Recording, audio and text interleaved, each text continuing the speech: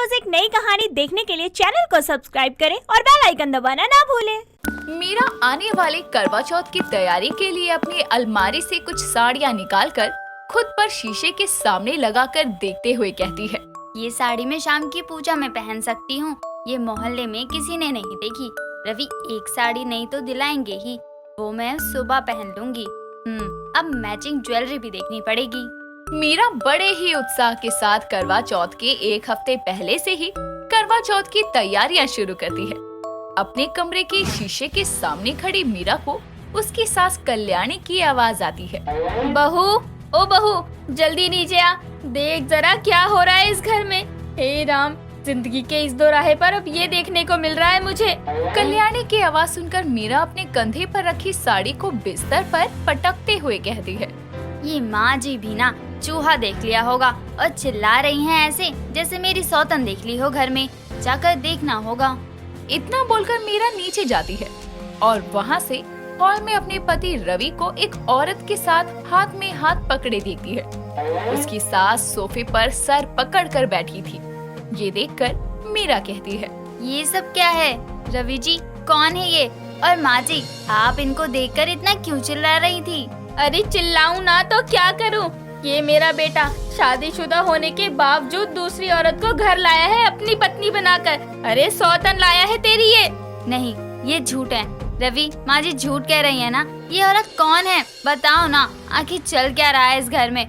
और तुमने इसका हाथ क्यों पकड़ा है? छोड़ो ना इसका हाथ। मीरा रवि और उस लड़की का हाथ छुड़वाने लगती है तो रवि मीरा को ही खुद से दूर करता हुआ कहता है, बस मैं इसका हाथ नहीं छोड़ूंगा क्योंकि मुझे इससे प्यार है। शादी की है मैंने इससे।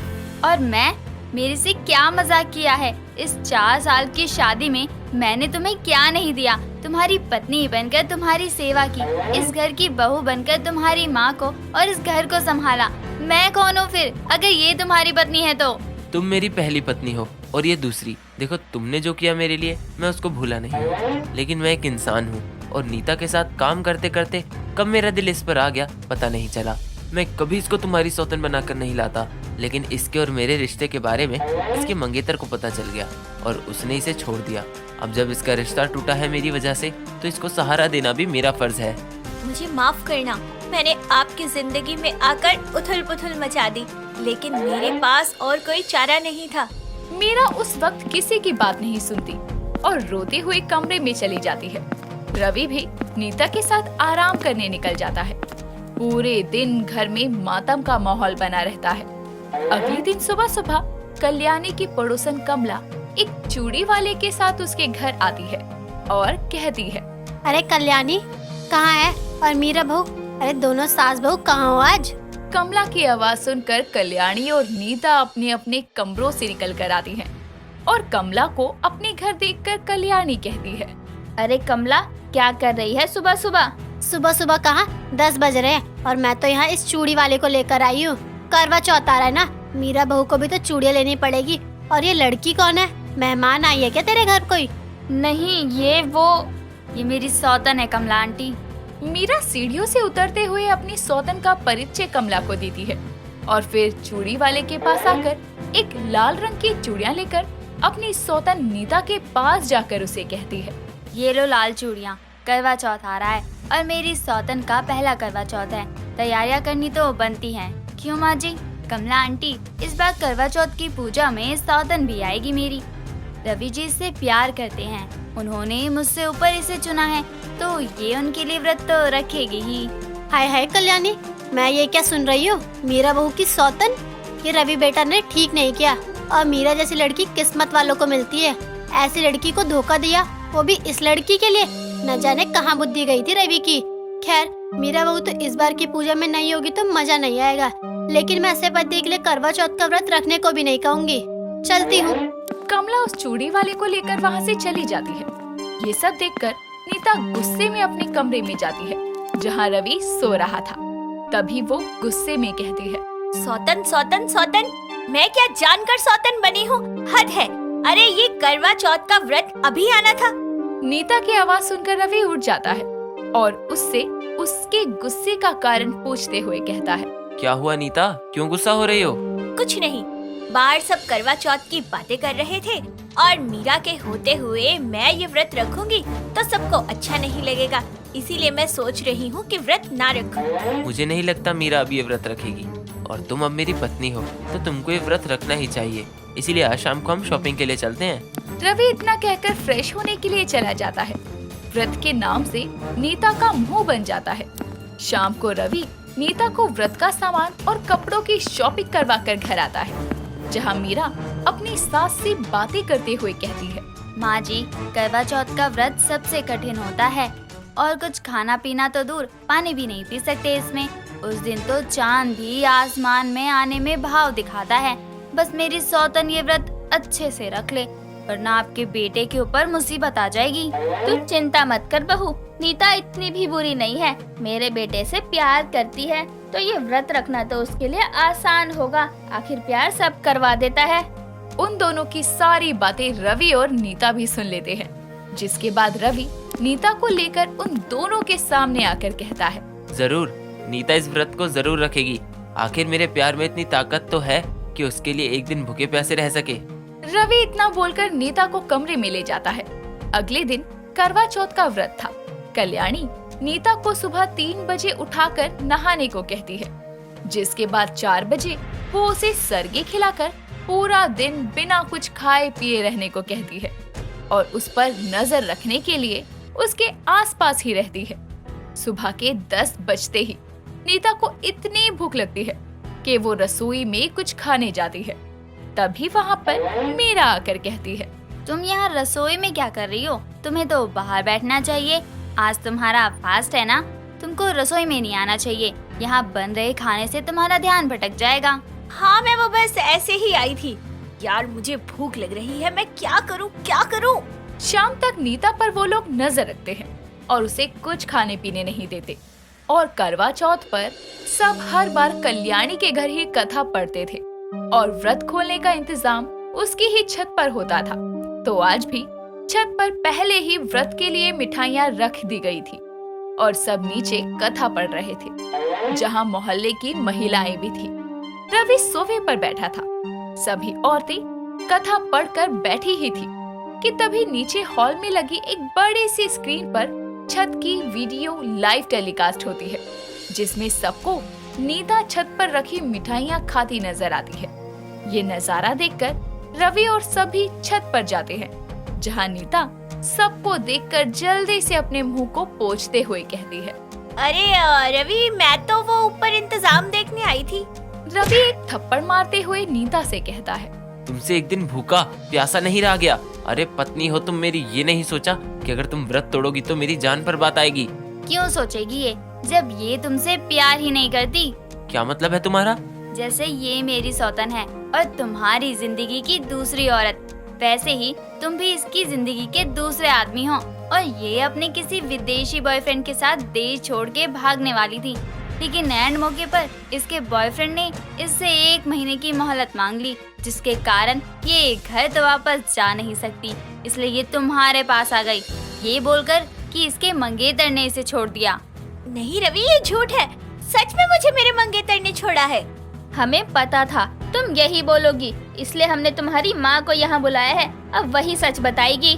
कल्याणी नीता की माँ रीमा को वहाँ लेकर आती है, जो मीरा की बात से सहमति जताती है, जिसके बाद रवि के आगे अपनी दूसरी पत्नी का सच सामने आता है और वो अपने किए पर पछताते हुए मीरा से कहता है, मुझे माफ कर दो मीरा, मैं तो तुम्हारी माफी के लायक भी नहीं हूँ, और इस बार ऐसी सौतन के कारण तुमने करवा चौथ का व्रत भी नहीं रखा। सच तो ये है, मेरे जैसा इंसान ये डिजर्व भी नहीं करता कि तुम मेरे लिए व्रत रखो। किसने कहा कि बहू ने व्रत नहीं रखा? अरे उसको इसकी सच्चाई पहले ही पता थी, लेकिन सौतन का भांडा सौतन के करवा चौथ पर फोड़ने के लिए इसने आज का इंतजार करा, साथ ही अपने व्रत को भी पूरे मन से किया। रवि ये सुनकर मीरा के पैरों में गिर जाता है, जिसके बाद मीरा उसे माफ कर देती है। अब नीता को रवि के घर से जाना पड़ता है। साथ ही चांद निकलने के बाद रवि मीरा का व्रत खुलवाता है और सौतन के करवा चौथ को खराब कर मीरा अपना करवा चौथ अच्छे से मनाती है। जून का महीना चल रहा था। दोपहर के 12 बजे हाथों में घर का राशन लिए, पसीने में भीगी हुई निर्जा रोड के साइड पर खड़ी हुई रिक्शे का इंतजार कर रही थी। तभी निर्जा खुद से कहती है, हे भगवान, कितनी गर्मी है, इतना पसीना आ रहा है। अभी अभी जैसे स्विमिंग पूल से निकल के आई हूँ, ऊपर से कोई रिक्शा भी नहीं आ रहा है। घर जाकर घर का काम भी करना है। हाय गर्मी। निर्जा इतना बोल ही रही थी कि तभी एक रिक्शा वाला वहाँ आता है। निर्जा जल्दी से रिक्शे में बैठ जाती है और जैसे ही रिक्शा चलता है तो उसे हवा लगती है, जिससे उसे थोड़ी राहत महसूस होती है। कुछ ही देर में वो घर पहुंच जाती है और सामान टेबल पर रखती है।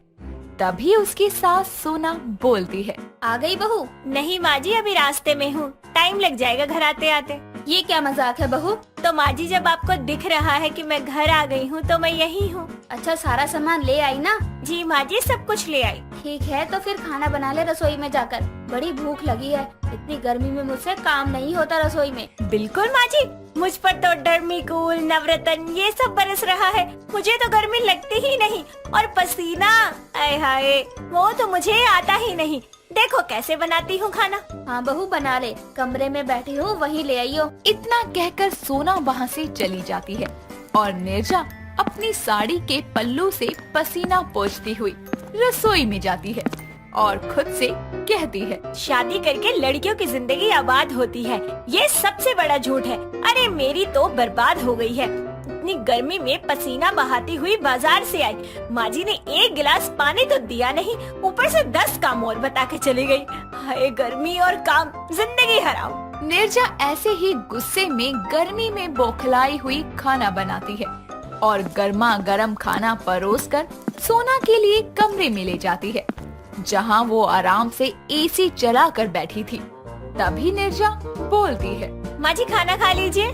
बहू, इसमें नमक कम है बहुत, जा नमक लेकर आ, तुझसे कभी ढंग का खाना ही नहीं बनता। सोना की बातें सुनकर निर्जा को बहुत गुस्सा आता है और अपनी माथे से पसीने की बूंदें पोंछकर वो सब्जी की कटोरी में डाल देती है और गुस्से में कहती है, लो खा लो माँ जी, नमक कम था ना, अब पूरा हो गया होगा, और अगर अभी भी कम है ना तो बता दो, और पसीना मिला दूंगी आपकी सब्जी में। अरे हद हो गई, इतनी गर्मी में सुबह से शाम पागलों की तरह काम में लगी रहती हूँ, और आप यहाँ एसी में बैठकर भी नखरे दिखा रही हैं। अरे इतना ही नापसंद है ना खाना, तो जाकर किचन में खुद बना लीजिए। इतना कहकर निर्जा अपने कमरे में चली जाती है और टेबल पर रखी हुई ठंडे ठंडे पानी की बोतल को उठाकर सारा पानी अपने सर के ऊपर डालती है और चुपचाप बेड पर लेट जाती है। ऐसे ही दिन बीतते जाते हैं, गर्मी बढ़ती जाती है और बढ़ती गर्मी के साथ निर्जा का हाल बुरा होता जाता है। ऐसे ही एक दोपहर जैसे ही खाने के झूठे बर्तन धोने के लिए वो पानी की टूटी चलाती है, तभी वो चिल्लाकर बोलती है, हाय मेरे हाथ जल गए, कितना गर्म पानी है। माँ जी, क्या हुआ बहू, क्या हुआ? माँ जी, टैंकी का पानी कितना उबल रहा है, मेरे तो हाथ ही जल गए। बहू, जब गर्मी है तो पानी भी गर्म ही होगा ना। चल एक काम कर, बर्तन शाम को धो लेना, तब तक पानी ठंडा हो जाएगा। और क्या हो रहा है, नहाकर बदन नहीं सुखाया क्या, जो तेरे कपड़े अभी भी गीले हैं? माँ जी, ये पानी नहीं, पसीने से मेरा बदन गीला हुआ है। मुझे इतना पसीना आता है कि क्या करूँ, बाल तो ऐसे हो गए हैं जैसे गीले बांध लिए हो। चल एक काम कर, तू जाकर थोड़ा हवा में बैठ जा, मैं तेरे लिए नींबू पानी ले आती हूँ। सोना की बात सुनकर निर्जा रसोई से बाहर जाकर बरामदे में कूलर चलाकर बैठ जाती है। कुछ ही देर में सोना निर्जा के लिए ठंडा ठंडा नींबू पानी लेकर आती है और उसे पीने को देती है। तभी नींबू पानी पीते पीते निर्जा अपना सर खुजलाने लगती है। उसे ऐसे खुजली करता देखकर सोना बोलती है, क्या हुआ बहू, काहे पागलों की तरह सिर खुजला रही है? पता नहीं माँ जी, मेरे सिर में बड़ी खुजली हो रही है, कुछ समझ नहीं आ रहा क्या हो रहा है। कहीं तेरे सर में गर्मी और पसीने से जू तो नहीं आ गई? पता नहीं माँ जी, बस इतनी खुजली हो रही है ना, मन कर रहा है नोच नोच के सिर के सारे बाल नीचे रख दूं। अरे अरे, क्या बोल रही है तू? आ यहाँ, मेरे पास बैठ, मैं देखती हूँ क्या हुआ है तेरे सर में। ठीक है माँ जी। इतना कहकर निर्जा जल्दी से सोना के आगे बाल खोलकर बैठ जाती है।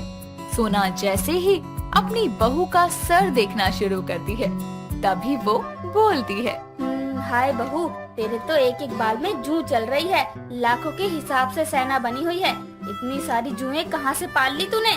माँ जी पसीना इतना आता है, ऊपर से सारा सारा दिन काम करती हूँ, बाल कहीं खोलकर पसीना सुखाने तक का मौका नहीं मिलता, इसी वजह से हो गई होगी। चल कोई बात नहीं, अब से तू जरा ध्यान रखा कर अपने बालों का।